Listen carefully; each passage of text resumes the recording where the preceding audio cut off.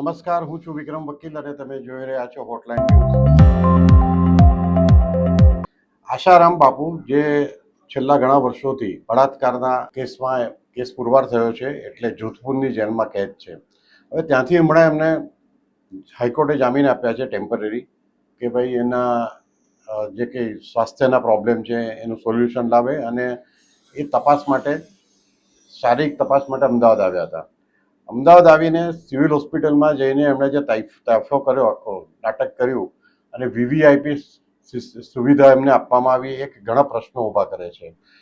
આસારામ જ્યારે એમની ગાડીમાં અમદાવાદની સિવિલ હોસ્પિટલમાં દાખલ થયા ત્યારે રોંગ સાઈડથી ગાડી આવી, જેને કારણે 10થી 15 એમ્બ્યુલન્સ એ લગભગ અડધો કલાક રાહ જોઈને ઊભા રહેવું પડ્યું બહાર. ત્યાર પછી જે ઓપીડી હતી એ ઓપીડીને જે દર્દીઓ બિચારા જે ઘણા સમયથી પોતાના વારાની રાહ જોઈને બેઠા હતા, એ બધાને ઓવરટેક કરીને આસારામ પહેલાં ગયા અને એમના માટે એક મેડિકલ બોર્ડ બનાવવામાં આવ્યું. અને આ બોર્ડે એમને 2 કલાક સુધી જાતની તપાસો કરી, એમને શારીરિક, લોહી અને પેશાબની. ત્યાં સુધી બાકીના દર્દીઓએ બહાર વેઇટિંગમાં બેસી રહેવું પડ્યું.